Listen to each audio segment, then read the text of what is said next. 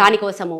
ఇంకొకటి ఏంటి తెలుసా, స్టేజ్ షోలు అనేవి ఎంత కష్టం అంటే మనకి ఎందుకు కూర్చొని చాలా జడ్జి చేసేస్తాం. అవును, మానిటర్స్ లేకపోయినా కొన్ని స్టేజ్ల మీద ఏం చేస్తారంటే డిమ్ లైట్లు ఆపి వెలిచి చేస్తుంటారు, కళ్ళు కనిపించవు సడన్ గా. సో అప్పుడు ఏం చేసేదానంటే నరసింహ సినిమాలో రమ్యకృష్ణలాగా 4 ఏళ్ళు ఒకే రూమ్ లో లైట్లు ఆఫ్ చేసి చీకట్లో ప్రాక్టీసు, డిమ్ లైట్లో ప్రాక్టీసు, సౌండ్ వినిపించకపోయినా ప్రాక్టీసు, మానిటర్స్ పెట్టుకుని ప్రాక్టీసు, వెనక పెట్టి ప్రాక్టీస్, మానిటర్స్ ముందు పెట్టి ప్రాక్టీసు. అట్లా అసలు స్టేజ్ మీద ఎటువంటి అట్మాస్ఫియర్ వచ్చినా సౌండ్ వినిపించకపోయినా సరే వాయించేటట్లుగా అలా ప్రాక్టీస్ చేశాను. నిజంగా ఎంత కష్టం అనిపిస్తుంది వింటుంటేనే.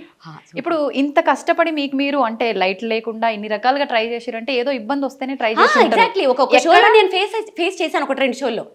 అప్పుడు అంటే స్టార్టింగ్ స్టేజ్ లో 2015 అప్పుడు అమ్మో ఇది ఇలా వర్కౌట్ అవ్వదని చెప్పి ఇంకా ఆ రూమ్ ని అసలు పెద్ద లైట్లు పెట్టి, చిన్న లైట్లు పెట్టి, డిమ్ లైట్లు పెట్టి, లైట్లు ఆఫ్ చేసి అబ్బా రకరకాలు. ఇప్పుడు ఏంటంటే ఏ స్టేజ్ మీద ఏం సౌండ్ నాకు ఇబ్బంది వచ్చినా ఏం ఫరక్ పడదు అనమాట. సో ప్రాక్టీస్ వెళ్ళిపోతూనే ఉంటుంది. అంటే ఇదంతా అనుభవంతో వస్తుంది. Exactly. Practice practice practice practice అంతే. గంటలు ప్రాక్టీస్. శృతి అన్నారు, నిజంగా ఈ శృతులు, పల్లవులు, స్వరాలు ఇవన్నీ అయితే మాకైతే ఏం తెలియదు. మీరు అలా వాయిస్తుంటారో మీ కష్టం కూడా మాకు కనిపించదు, మేము ప్రశాంతంగా వింటూ ఉంటాము. ఇప్పుడు అంటే వెళ్ళాల్సిన శృతి ఒకటి ఉండి అది ఇలా వెళ్తే బాగుంటుంది అనిపించి సడన్ గా శృతి చేంజ్ చేసుకునే అవకాశాలు ఏమైనా ఉంటాయా వీణ వాయించడంలో? ఉంటాయి, ఎందుకుండా ఉంటాయి. అది కూడా ప్రాక్టీస్ వల్లే సాధ్యమా? అవన్నీ ప్రాక్టీస్ వల్లే. ఇప్పుడు కొంతమంది ఉంటారు, ఒక పాట ఎఫ్ స్కేల్లో పాడతారు, ఒక పాట సి స్కేల్లో పాడతారు, ఈ లోపల ట్యూన్ చేసుకుంటారు, ట్యూన్ చేసేసుకుని ఆ స్కేల్లో మార్చుకుని ఉంటారు. ఆల్మోస్ట్ అందరూ ఇప్పుడు ఏమైపోయిందంటే ట్యూనింగ్స్ కష్టం అయిపోతున్నాయి కాబట్టి ఒకే స్కేల్లో వాయించేస్తుంటారు అందరూ. ఎందుకు వచ్చింది ఇప్పుడు ఇది ఏంటంటే ట్రాన్స్పోజ్ చేసుకోవచ్చు. ఇట్లా transpose in the sense keyboard transpose వేరు, ఇది వేరు. అంటే మధ్యమ నుంచి వాయించడం, పంచమ నుంచి వాయించడం, దేవత నుంచి వాయించడం, ఇది ఒక పెద్ద ఇది అదొక నెక్స్ట్ లెవెల్లో ఇది అలా వాయించుకుంటూ వెళ్ళిపోవచ్చు. ఇప్పుడు ప్రోగ్రామ్ లో మీ పక్కన అంటే ప్రోగ్రామ్ అనే కాదు, మీరు ఇంటి నుంచి స్టార్ట్ అయిన దగ్గర నుంచి ఒక ప్రోగ్రామ్ కి వెళ్లే వరకు మీతో పాటు ఒక 3-4 ఉంటారు. లేదు, 5-6 మెంబర్స్ ఉంటారు. అంటే ఇదంతా టీం వర్కా లేదంటే? Team work.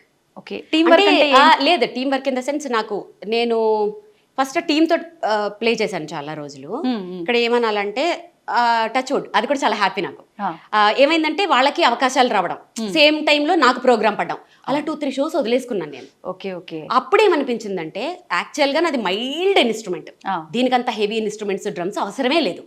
అప్పుడు నాకు ఏమనిపించిందంటే మంచి క్వాలిటీ ట్రాక్స్ చేసుకుని దానిపైన వాయించుకుంటే నేను షోస్ లూజ్ చేసుకోకర్లేదు కదా. నన్ను ఏ షో వాళ్ళు అడిగినా బ్యాండ్తో అడగరు, మీరు వాయించండి చాలానే అంటారు.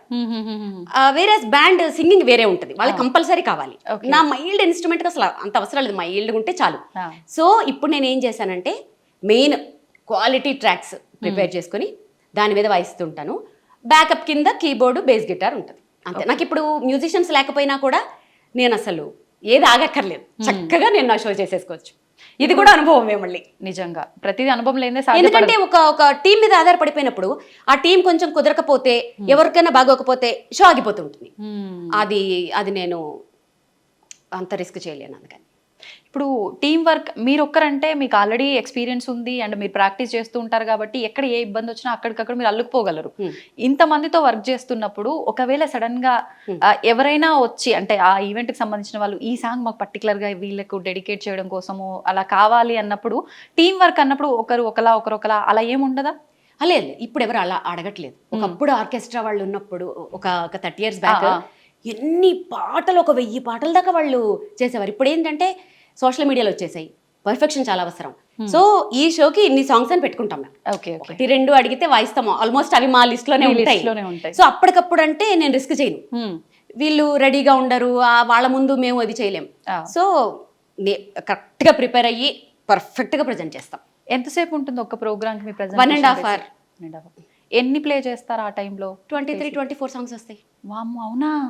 ఏదో 2-3 అనుకుంటున్నాం మేము. 2-3 ఎట్లా, 23-24 సాంగ్స్ వస్తాయి. అంటే కంటిన్యూ చేస్తూనే ఉంటారు అంతే.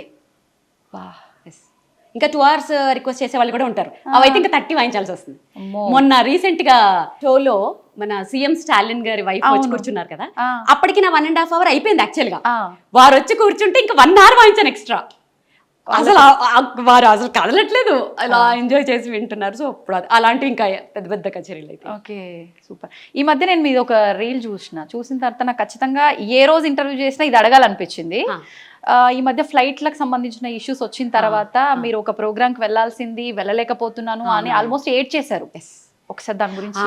అది ఎందుకు ఏడ్చానంటే అవతల ఎవరైతే ఉన్నారో వాళ్ళు ఖచ్చితంగా నాకు ఆ ఫ్లైట్ క్యాన్సిల్ అవుతుంది అని ఐడియా ఉన్నప్పటికీ అవ్వదు పాపం వాళ్ళు అప్పటికి మార్నింగ్ ఫ్లైట్ క్యాన్సిల్ అయితే నెక్స్ట్ ఫ్లైట్కి బుక్ చేశారు. నెక్స్ట్ ఫ్లైట్ బుక్ చేస్తే ఇంకా వాళ్ళకి ఇంటిమేషన్ రాలే. సో వాళ్ళకి తెలుసుకునే లోపల టికెట్స్ అయిపోయాయి.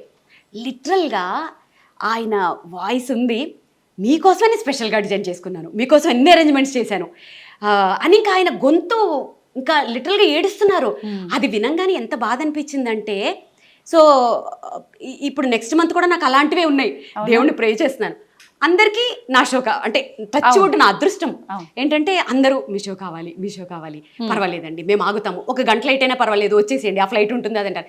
దాని తర్వాత కొంచెం నేను రిస్క్ చేయట్లేదు, కొంచెం నో అని చెప్తున్నాను. యాక్చువల్లీ చాలా బాధ అనిపించింది. ఆయన గొంతు వినేటప్పటికీ ఏడుపు వచ్చేసింది నాకైతే. అరే ఎంత నా షో కోసం వాళ్ళు ఎన్నో ఎక్స్పెక్టేషన్స్ పెట్టుకుంటారు, ఎంత అదృష్టవంతురాలి కదా. అంత పెద్ద పర్సన్ నా కోసం నా షో కోసం అంత డల్ అవడం అంటే అంత అదృష్టం ఎవరికి వస్తుంది? నేనే విద్వాంసరాలు కాదు. అలాంటి ఆప్యాయత కానీ అలాంటి నేమ్ కానీ తెచ్చుకోవాలంటే ఎంత అదృష్టం. దానికి ఆనందము ఆయన మాటలు బాధో ఏదో తెలియలేదు కానీ ఎమోషనల్ అయిపోయిన ఆ రోజు.